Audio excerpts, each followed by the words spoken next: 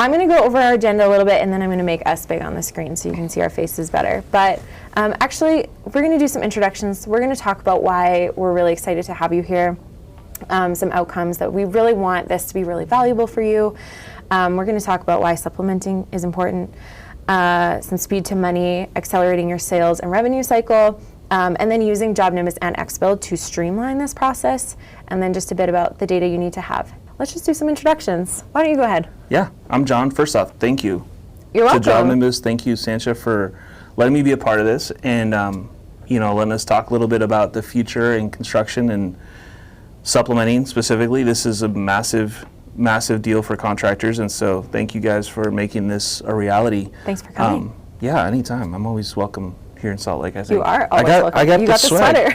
It's limited edition. This sweater is the best sweater of all the sweaters. So just going to say that. And it's not publicly available. This is a very special thing. This is a special one. So, but yeah, thank you for making this real. And my name's John Dye. I am I'm a contractor. I'm a 5th generation contractor, and I'm here today to talk about X Build, but really to talk about supplementing, which has been a big part of my career since 2008, 2009. Coming from a contractor background, we started in roofing in 2000, and I started to supplement because before then, there was really no supplementing. Insurance companies paid appropriately, I'll say. Okay. It was a different world in 2000 till about 2008 was when I started selling, and I started realizing real quick that insurance companies weren't paying for the things that we were doing, and that's a big problem as for your contractor. The first rule, the most important rule in construction, this was taught to me by my dad, who learned from his dad, was this isn't a hobby. We don't do this just for fun. Mm-hmm. You do this to make money, and you don't work for free. And the way I viewed it was we were installing things on roofs that I knew were getting installed, and based on these estimates that the insurance companies were providing, I noticed that things started to go away. Drip edge, ice and water shield, starter, ridge cap, there were all kinds of things that were being moved around, and I was like, how do we get this paid for? Mm-hmm. And so I used to have to fax estimates in. I started on an Excel spreadsheet and writing things up. And if you're using an Excel spreadsheet right now, let's talk. I'm going to get burned right now, I feel like. And there's no shame in it. That's where we start. And then you can build and grow from there. Yeah. So what are you doing now? So I use Xactimate now, but I also use Outlook, so I'm going to get burned for this one. I feel like whenever I'm around tech people and they realize I use Outlook, they just are like, what is wrong with you? Oh, really? They're like, you use Alta Vista? Like, what's wrong? So, but no, I used spreadsheets, and that's how I would create estimates, and I would have to fax them into insurance companies. And then I started using another tool, an estimating tool that was new to the marketplace at the time. And then ultimately I moved into Xactimate. An adjuster told me one day, you can actually use Xactimate yourself and write this up. And I was like, I didn't know that. So I downloaded it, kind of hacked it because I had like a sample version. I didn't want to pay like whatever it cost at the time. It was several $100s for Xactimate back then. I had a CD version of it. And I'd put it in my computer. And then I'd print off the estimates and fax them in and get them approved, and that was how I started supplementing. I started doing it for other contractors, and now there's a whole industry around supplementing. Worked with Balance Claims for a while, was one of the partners there. We sold that. Don't give away all the secrets about what we're going to talk about today. I won't give it all away. But we run a little social media brand called American Contractor Show. And from there, I met these dudes out of California that were Silicon Valley tech entrepreneurs and founders of crazy stuff. Nerd. Total nerd. I'm a total nerd. They're probably making fun of me for Outlook still. So I met these guys, and they happened to be really big in AI, and AI is obviously this new thing, and showed me some of the things that they were working on, and didn't have any clue about roofing really. They were just really big about learning how to train AI models, and way more knowledgeable than me about that stuff, and I was able to help them connect those dots, and now we've done some really cool stuff, and I'll show you guys today, but it's really incredible, and it's stuff that for a lot of people it's unfathomable. We tried to do this a few years ago when I was with Balance. We invested some money and some technology to try to accomplish a lot of the stuff that we've now accomplished at X Build, and I look at it and I'm amazed at the speed and the accuracy and how quickly AI can learn things and turn that into reality. It's unreal, and if you get deep into it, it's a whole rabbit hole, and I'm still learning, but I'm really excited about it because it's got so much potential for what it can do for our industry and all types of industries. And my ultimate goal is that tradespeople get the respect they deserve. I'm a tradesperson believer. I believe in the creativity and the coolness that comes with trades and building cool stuff, and seeing how AI is helping that now is phenomenal. But ultimately though, I'm also a big believer that contractors shouldn't work for free. And this is what supplementing really is about. And then I also speed to money, all that other stuff. So we're gonna talk about a lot of stuff today. It's gonna be fun. Well, thank you. I'm so excited to have you here. Thank you. This little social media brand, We have a American little Contractor Show, social media like brand. 1.7 million subscribers. Just Something little. like that. My name's Sancha. I am the customer marketing manager here at JobNimbus. I come from my first job out of high school was actually at a roofing company, and I got to work my way through a number of different roles. Estimating and creating work orders was one of them, and then moved into production management as well. And 10 years of marketing, sales and marketing led me to Sumo Quote, actually, which has now been acquired by JobNimbus. And I wish that tech existed when I worked at a roofing company because it would have saved me so much time. But it's a very full circle, amazing thing for me to be here, and I care deeply about this industry. And so I get to hang out with John, and I just get to have kind of these fun conversations, and hopefully we can bring some value to you today. A few years ago, our average supplement amount was around $2,500-ish, and it has increased drastically. I've noticed over the last, especially this last year, we've been tracking it internally, and we're seeing like $5,600 now on average, which is absurd to me that there's that much money being left off the table. But then I guess everything has changed price-wise in the last 3 or 4 years. We have 50 to 150 per square, typically 8K, depends if mortgage gets involved. Yeah. A lot of that. So yeah, okay. Thank you for contributing, you guys. We'll keep taking it. This is just helpful for us to know. All right, okay, cool. I'm gonna switch over here and we can dive in. I'll make this big. There you go. Cool. We'll start with this slide, and this is kind of where I like to start because this is a funny observation here, and this is where a lot of contractors, there's some misconceptions around supplementing in general. But this is Steve Badger, and I think he posted this maybe a year or two ago, and I have alerts. This is a LinkedIn post he does. He's a big LinkedIn guy.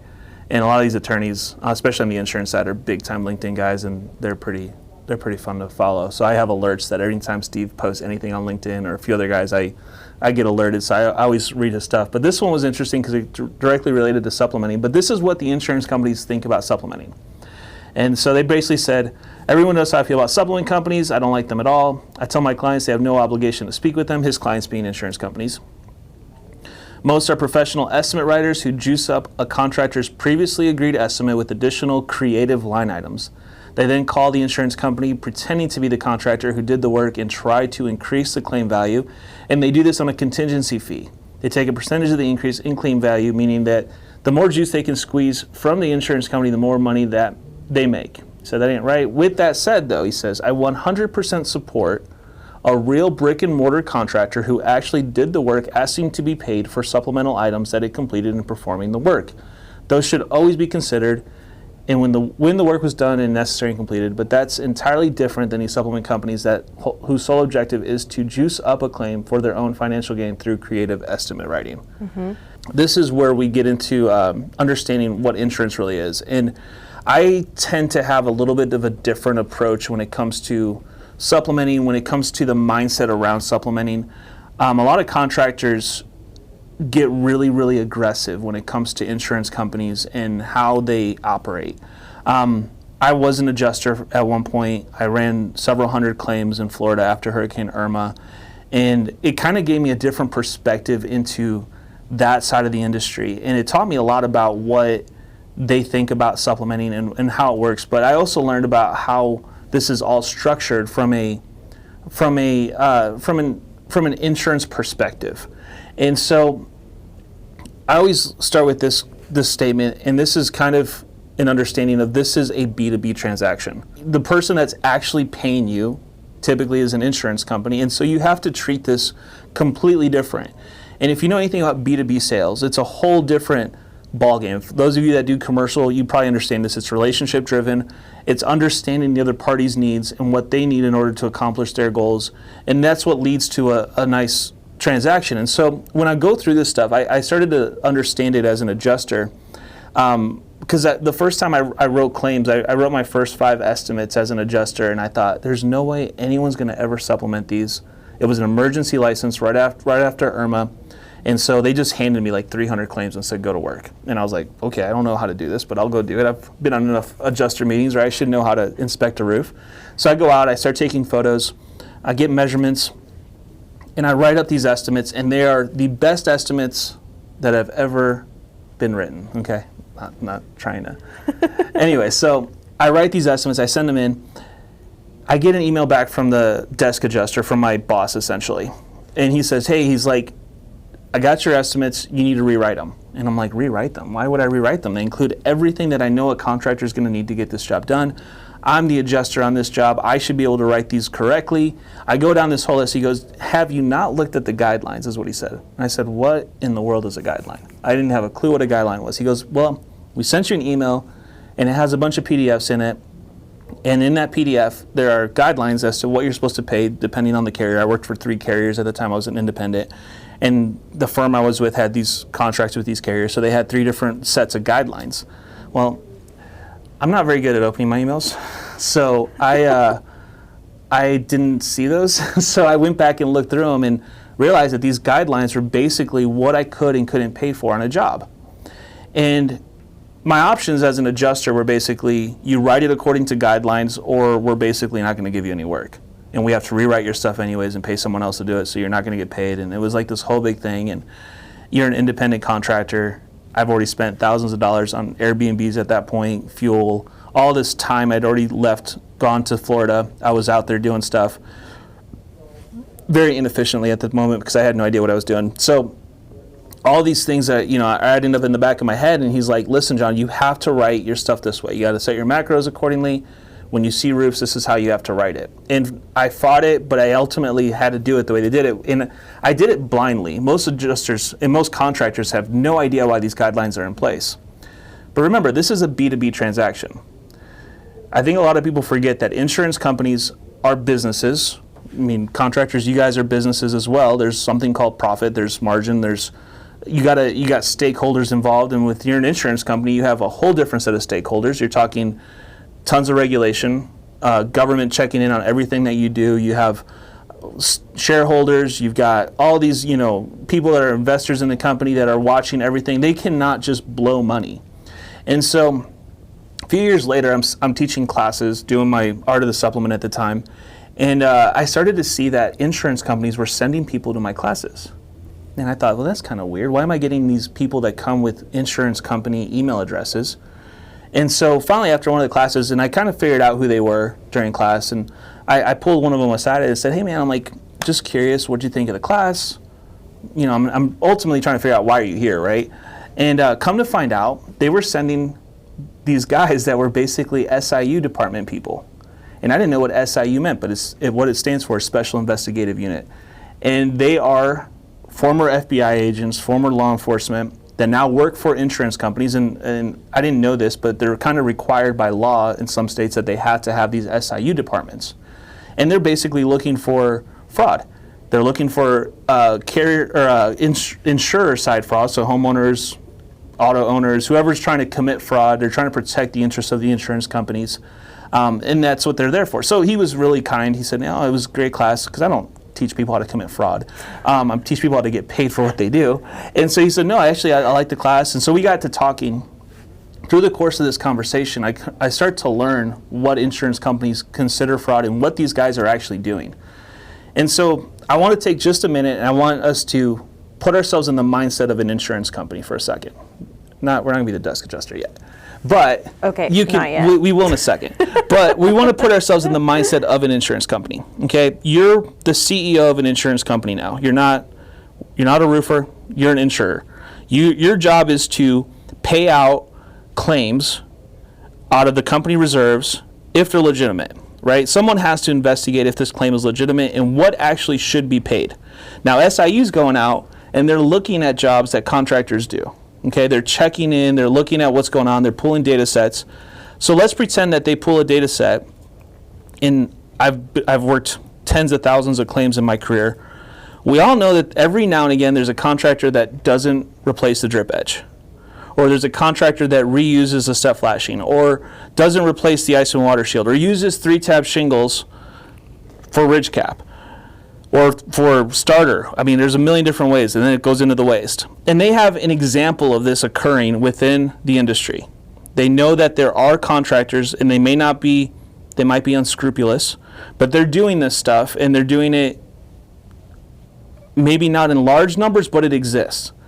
If you have that type of evidence, and you're the CEO of an insurance company, and you're over the claims team, and you're supposed to decide what gets paid and what doesn't get paid, would you just blank check write for everything that has to be there, or are you going to set your guidelines accordingly as a bare minimum that you know based on industry standards, or at least industry practices, may not be best practices, but some practices where there are some contractors that don't do everything the right way? Absolutely you would. You would not be paying those claims out with all those accessories and all those line items associated on every single claim unless it's actually required. And that's what Steve was referring to. What's actually required and what are you actually doing? And so I always try to say, okay, like if we really want the best possible results, we have to look at it through the lens of what the insurance company is doing and why they're doing it. What they're doing is simply protecting their margin. They're protecting their profit. They're making sure that if they get audited, they're not going to be like, well, we just decided, we know we have evidence that this doesn't happen, but we're like, well, we're just going to pay it anyways on every single claim up front, and not require someone to come back and say, hey, this is it. So when I look at the initial estimate that an insurance company provides, I always say that is a starting point. That is just opening coverage to get things moving along. From there, the burden of proof is off their hands because they've given an estimate. They said, hey, look, in good faith, we don't know what contractor you've chosen, Ms. Jones. We don't know what's going on, but here's an estimate to get this project started. We're opening coverage. We're agreeing to pay for this project. We're accepting the liability. Here's your initial estimate. Okay? Now it's up to the contractor to then provide back to that carrier evidence, supporting information, the correct estimate that it should take as the professional that does that, and basically put their name on it and say, here's what I'm going to do on this job, or here's what I've already done on this job. Because I think there's two schools of thought when it comes to post or pre-production, and we're not going to get into that today. I feel like at the root of all of that, there's one word that just is the most basic of terms you can use for what you're actually doing when you supplement, and it's communication. Those that can communicate the best and most efficiently, remember, communication is all about speaking and communicating thoughts and ideas and concepts to another person. And when you communicate with someone, like if someone walked in here that spoke Spanish, I could communicate with them all day because I speak Spanish. You speak Canadian. So you're not going to be able to communicate with a Spanish person, very likely. I mean, maybe, I don't know. I don't know if you speak Spanish, so. And a little bit of French. You can speak with French people because you're Canadian. So, yes. But I can speak with them. So, because I speak their language. Yeah. If you're going to communicate effectively to an insurance company, you got to speak insurance. What does insurance speak? They speak justification. They speak documentation. They speak exactimate. They speak stability. Those are the languages they speak. If you want to get to your result as quickly as you can, communicate better than your competition and you will get better results. And so I always say this is the most important piece of this. So let's go to the next slide here. So let's pretend that you're the adjuster. Now you get this estimate from a contractor. Contractor sends you this. They've got a cover page. Doesn't that look kind of familiar to you? Yes, very familiar. So, I say coming from the sumo quote world, it's got a really cool cover page. It's got a summary page. The contractor's giving you an exactimate, and we can't really see it in here, and I can give you guys this exactimate later, but this one has... Someone says, wow, that's a nice one. That's a nice one. It's got adjusted items. It's got supplement items. It's broken down. It has what we call F9 notes, if you know a little about exactimates, where you got these little notations underneath the line items as to why you're asking for them. Go to the next page. If you get this packet, this full packet, you would also get an eagle view from this contractor, measurements. You're getting code documentation, weather data. Okay, now you're the adjuster. You're getting this from a contractor. Okay, what's the next one? You're getting photos. with notations and different things. They're all laid out in a very logical order. This is a lot easier to get approved. Now, what's cool about this estimate that I'm showing you right now, this is what an X Build report is. And this estimate was generated 100% by AI. Just based on photos from the contractor, measurements, a pre-existing loss. The AI goes and writes this up, turns it into a report, gives this to the contractor and says, here you go, take this to the insurance company.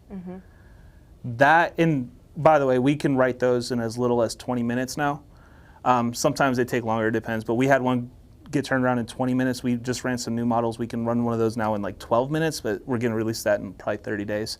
But it's getting faster and faster. But AI is actually taking that information, writing that estimate, taking the photos, analyzing them, and like notating them, putting them in a logical order, comparing the building codes, writing a new Xactimate, putting it all into one report, and then giving it back to the contractor and saying, here you go, here's your new estimate. You can now go to the insurance company with something that makes your company look good. You're putting your name on it, you're proud of it. And what I love about AI, and this is where people get a little bit bent out of shape. You can set parameters within the system to say, hey, like always include this, this, this, and this, like your little company recipe. But by default, AI is agnostic. AI sees what it sees. It's comparing facts and then writing an estimate based on actual facts, not on actual opinions or what the insurance company says, what the contract. It's like, hey, look, this is what it should be based on building codes and all these different things. And so it's a really, really powerful way to view estimating when you look at it through the lens of AI, is because it's not going to take human subjectiveness into account. It's going to say, we're not trying to game a system, we're giving you what it should be. Now, we took about 4,000 reports to build that entire AI logic, and it's getting better every day. Like there's still every now and again I'll catch something. We're about 96% accurate, but for the amount of time you save, and you get an ESX file, you can go and edit it yourself. You get all these different pieces that you can change around, but to get something that accurate, that quickly, with just some very small input, like now you're talking a whole different game changer. And this is why this stuff excites me, because this would have taken me hours to build out. I started a roofing company a few years ago after Balance, and owned it for about a year and a half, and then we sold it to some investors in Indianapolis. And we built it, but when I started my roofing company, obviously I went in with a little bit of knowledge, and I studied a lot of companies over the last few years. I've worked with thousands of contractors and tried to pick out some of the best. And sales cycle to me is the most critical piece of your business. If you're not tracking your sales cycles and trying to figure out how to make them more efficient, get to your money faster, this is like important, because that increases your capacity without increasing people, essentially, right? Because you can do more jobs if you can move faster. People only have so much capacity. So anyways, we did an exercise in my office. I had my cousin with me, and I said, hey dude, like we're gonna map out what a sales cycle looks like for roofing. We're building a roofing company. This is very important. We want to know how fast we can turn around money. And so we did one for retail. And using financing, which JobNimbus has great financing tools, you can get in there. You can digital payments, all the different things that you can implement. You can theoretically, if you're putting a roof on someone's house and they bought a roof from me today, like if someone called today and said, I need a roof like right away, I could put a roof on their house tomorrow. Be real, like you guys all know this. Like I could make some calls, pull some strings, get a crew out there. We can put a roof on your house tomorrow, and I could probably be paid. What's tomorrow? Thursday or Wednesday? I could be paid by Friday, right? Sales cycle could be as short as 3 or 4 days, and that's if I'm using financing. If they're paying cash, I could have a roof on their house tomorrow, in and out of there, give me your credit card, let's go, right? And we're paid. Money's in my bank account. When it comes to insurance, though, it's a different process. So we focus heavily on retail because of this one thing. I didn't want to go through the process, but we still had to do the exercise. So let me walk you guys through this exercise that we did. Sure. And also someone said, I've already used my free report. Can I have another one? And someone said, John's cool. He'll give it to you. Yeah, let me know who they are. I'll make it work. Okay, so this is the sales cycle that this is like our sales process that we drew up. So this is what, like the retail one was like a straight line, okay? Like step, 5 steps, you got a new roof, right? This is what the sales cycle looks like when you're doing insurance. So day 1, your lead comes in. Day 3, you go out and inspect the roof. Now, there might be some variances in some of this stuff, but let's just talk typical, okay? Day 4, you file the claim. You wait a couple weeks for the adjuster to come out. You're at day 18. Then finally, the insurance paperwork comes in. You're already 25 days into this process. Okay? This is just one roof. It is painful. And then you start what typically contractors do. They start the supplement process. And then they start that may take, I put 21 days in here, okay? This is probably pretty typical. I'm not gonna say it takes longer. There's a lot of humans involved in supplementing. There's still a lot of communication that has to happen. And then you can finally schedule your job. You're already at day 51 to schedule a job, okay? You get the job built. Let's say it takes you 10 days to go through production. Maybe you're shorter production periods. I don't know. Maybe you're ahead of it. But let's just say typical, you're day 61. You QC the job on day 62. You get your final invoice submitted to the insurance company by day 65. The invoice gets approved by the insurance company. I put 7 days in there. Okay, we're being very optimistic here. The invoice finally gets approved by the insurance company. They mail a check. You get it 10 days later. You get your final payment by day 82. Someone said, I'm at day 96. Day 90, well, that's what I'm saying. Like, this number is subjective because it's insurance. There's so many things that can, you're talking mortgage companies, there's so many multiple trades. This is if it's just a roof, by the way. We're not talking multiple trades. We've got to reset a whole house. Like, there's all kinds of things that get in the way. And then you got appraisals and everything else. It could take 6 months to get a job all the way through. I've got deals that are in appraisal right now that I'm working, and they've been in appraisal for months because I'm waiting on opposing appraisers to get their crap together. So this process can be super slow. But this is if everything goes pretty smooth, you're there. Siding, asbestos, or the 2-week hold after you deposit the check. Yeah, all the different things, endorsements. There's a million things that can go wrong within this process. So, but let's just say on a good day, we get this job completed. Almost 3 months to put on a roof because of insurance. So Which was cool to see that stacked up. Like, that stood true for attendees here too. It's 100. It's totally industry standard. This is what we're used to. So I looked at this and I said, okay, there's got to be some places where I can find money or find days that we can try to trim it down. What is possible to be trimmed down? And there's only really 2 areas that you can focus on, because everything from the top, that top row, is completely out of your control almost. And I mean, a lot of the top, I mean, you can track leads. You can track leads. There's maybe a few things, but for the most part, you're going to be waiting about 20 to 25 days for your first paperwork to come in, the first check to show up, right? Do you want me to go to the next one? Yeah, let's go to the next slide. So these were the 2 areas that we said, how do we make these 2 areas as efficient as possible? First one, obviously, we circled is supplementing. This is probably the most frustrating piece for not just contractors, but actually homeowners too. Because you got to think from a homeowner's perspective, because we looked at this from both sides. We want to say, okay, what's frustrating for us and what's frustrating for our customers? Our customers during this period, this is when they get really antsy, okay? Because they're like, do I really trust this guy? Some of you guys may have taken their first check. They're like, I hope that this dude shows up. Their news is going nuts because, by the way, the news is paid for by insurance companies. So they're like, this contractor, random dude from wherever, crackhead, decided to take someone's money and not put their roof on, or whatever happened down here. Like, there's all these things that could happen, and they're in the back of their mind, they're wondering, man, I really hope I picked a good contractor, right? So it's the homeowner's home, uneasy. It's your house. It's your house. Like and and you've given this guy your money, and you're hoping that he does what he's supposed to do and that something crazy doesn't occur. So there's all this anxiety going on within the homeowner, and then the contractor's over here fighting for this, right? They're trying to get paid. They're trying to get things moved forward. I will say, when a homeowner sees an X Build estimate, there's a lot less uneasiness at that point, because they're like, dude, this dude did his homework. And that's the thing, like, when I write estimates, I write them in a way, and this is how we've trained the X Build AI to do this too, in a way that a homeowner can read this and understand it. Because I expect that an adjuster has to be told everything like they're 5 years old anyways.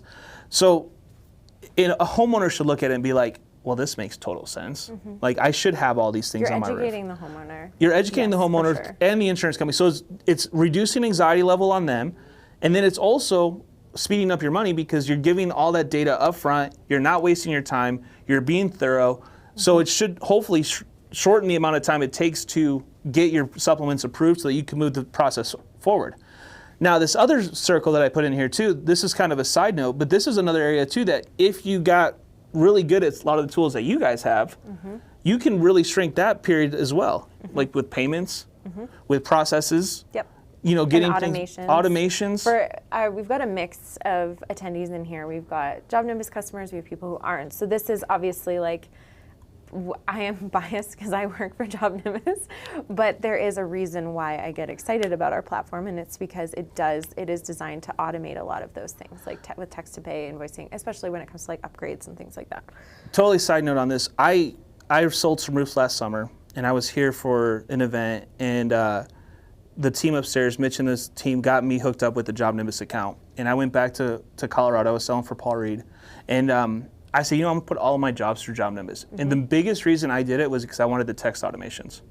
I was, on lots of roofs where they had a lot of leads. There was a big hailstorm that hit out in Aurora. So I was out there, and it was mostly a Spanish-speaking community. So I had English text and I had Spanish text based on who the customer was that I was talking to in automation. So basically, as soon as a customer came in, they were getting, like, if I went and inspected their roof, they were getting text messages about adjuster meetings. They were getting text messages about, the process that they'd filed the claim, all the different pieces of it. And then at the end of it, too, they were getting automations from me, too. Where's your check, basically? Where's our money? Yes. Like, we were nicely nudging them through the process. And even that speed to money cycle. Like, if you can just shorten that, because people And that was will my get goal. a text and they'll just pay. My goal was speed to money, and my goal was capacity. How do I increase my capacity as an individual salesperson? The best way is through automations. And then how do I speed up the process within that? That's also through automations. And so I utilize it a lot. So anyways, we talked a little bit about X Build. X Build and JobNimbus do integrate. We do have It's shallow at the it's a moment. shallow integration at the moment, but it's an integration nonetheless. The two platforms do speak to each other. So what's really cool about it is all of the data that lives within X Build, we push back to JobNimbus. So as soon as your report does come back, the report does go right into your JobNimbus job. So you have all those PDFs and the ESX files and everything there. It also lives on our platform. The communication goes back and forth as well. So we do push and pull messages. So like if there's a question or you guys have a revision or you have whatever, those communications also speak through between the two platforms. Yeah. So the goal here is to make it as streamlined as possible. And I will say, just for those of you who are JobNimbus customers, this is something that has largely been built by X Build using our API. So a lot of, just in terms of like our ability to help set you up for that right now is largely on the X Build side of things. Yeah, we have a team that can help you with that. Yeah, get that set up. If this is something like, again, later on we'll have a QR code and a link, but if you're a JobNimbus customer and you're like, yes, I actually want to learn more about what this is like, if you just want to say X Build and just put it in the chat, I always take this after the fact and I export it and I make sure people get to where they need to go.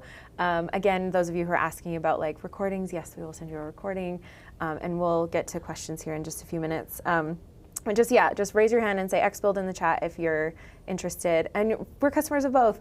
Love to see it. Nice. Yeah, you guys are crushing it. Yes, definitely interested. In terms of JobNimbus, I don't have like a call to action slide at the end, but I do have in the links if you're interested in JobNimbus. The price is like dependent on how many users you have. So it's worth booking a demo. I don't want to pitch you JobNimbus here. That's not the nature of this. We really just want to talk about insurance. Well, JobNimbus is an important piece though. It is. Because at the end of the day, like the data has to live somewhere. If your data is not stored in a centralized location, and I view JobNimbus as one of the best connectors of all your tech stack within the industry, because it works with everything. You can connect it with your photo apps, you can connect it with X Build, you can connect it with all the different pieces, and it could all live within that one ecosystem. That's what's so cool about it. Miguel, I'll see what I can do. It would be great if JobNimbus had 2 free X Builds a month, like Chase's partnership with DoorDash. I mean, well. We know a little bit about that world. Okay, well, this is awesome. I love this. JobNimbus has changed our business for the best. Love it. People are dropping X Build. Okay, cool. So if you at any point are like, yeah, I want to know more, like put it in here. We'll make sure it gets. What's the next slide?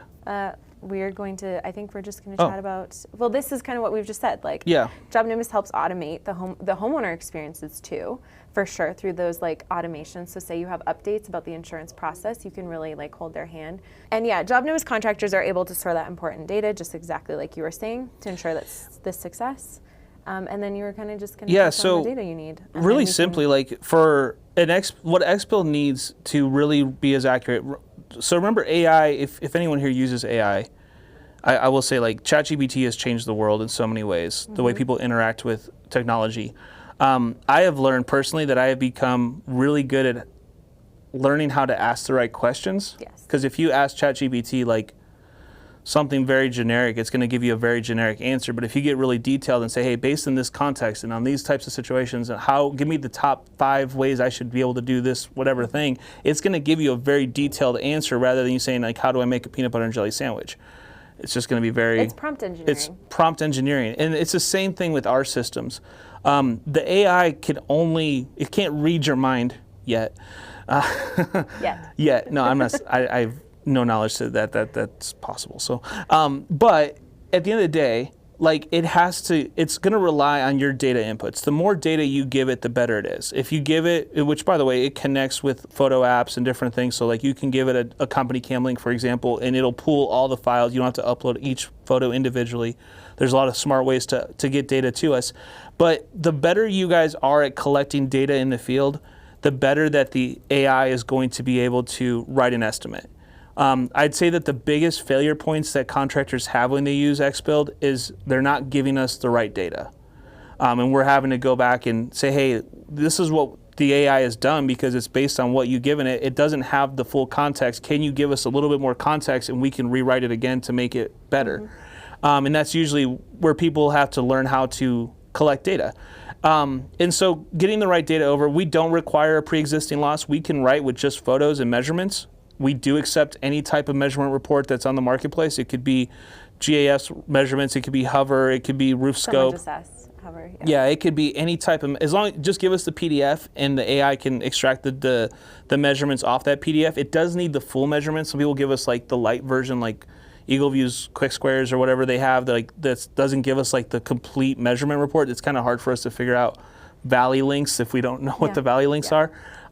So like there's stuff like that. Now we do offer the contractor the option to where we actually will order the EagleView measurement report on your behalf. We do default to EagleView, and the reason we do that, a lot of people ask us like, well, can you order on my whatever account? The reason why we default to EagleView is really simple. Is because we also do have a supplementing portion of our platform. And we track how often insurance companies kick back outside measurement reports. And by all standards, like when it comes to insurance work, EagleView is recognized on both sides very well. The other one that I would say would probably fit that category a little bit less than EagleView is probably Hover.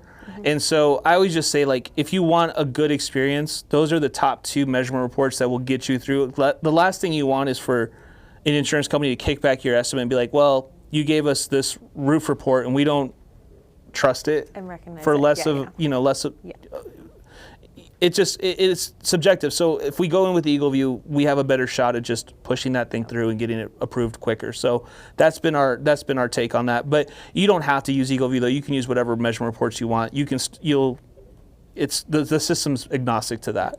It's just what we default to. Thank you guys so much. Thank you. Hopefully it was good. I'm grateful for having you here. This is amazing. Okay, we will see you guys next time. Awesome. Bye. Bye.